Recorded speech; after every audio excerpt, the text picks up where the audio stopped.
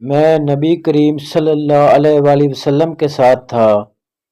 آپ صلی اللہ علیہ وسلم نے جب دیکھا، آپ کی مراد اود پہاڑ کو دیکھنے سے تھی، تو فرمایا کہ میں یہ بھی پسند نہیں کروں گا کہ اود پہاڑ سونے کا ہو جائے، تو اس میں سے میرے پاس 1 دینار کے برابر بھی 3 دن سے زیادہ باقی رہے، سو اس دینار کے جو میں کسی کا قرض ادا کرنے کے لیے رکھ لوں۔ پھر فرمایا دنیا میں دیکھو، جو زیادہ مال والے ہیں وہی محتاج ہیں، سو ان کے جو اپنے مال و دولت کو یوں اور یوں خرچ کریں۔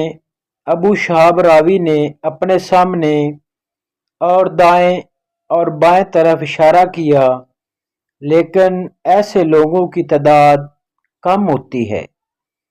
پھر آپ نے فرمایا یہیں ٹھہرے رہو، اور آپ تھوڑی دور آگے کی طرف بڑھے۔ میں نے کچھ آواز سنی جیسے آپ کسی سے باتیں کر رہے ہیں۔ میں نے چاہا کہ آپ کی خدمت میں حاضر ہو جاؤں، لیکن پھر آپ کا فرمان یاد آیا، اس وقت تک ٹھہرے رہنا جب تک میں نہ آ جاؤں۔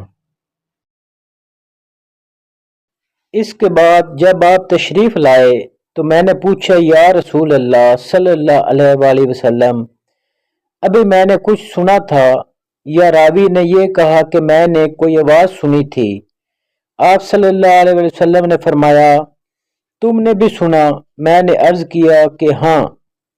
آپ صلی اللہ علیہ وآلہ وسلم نے فرمایا کہ میرے پاس جبرائیل علیہ السلام آئے تھے اور کہہ گئے ہیں کہ تمہاری امت کا جو شخص بھی اس حالت میں مرے کہ وہ اللہ کے ساتھ کسی کو شریک نہ ٹھہراتا ہو تو وہ جنت میں داخل ہوگا۔ میں نے پوچھا کہ اگرچہ وہ اس طرح کے گناہ کرتا رہا ہو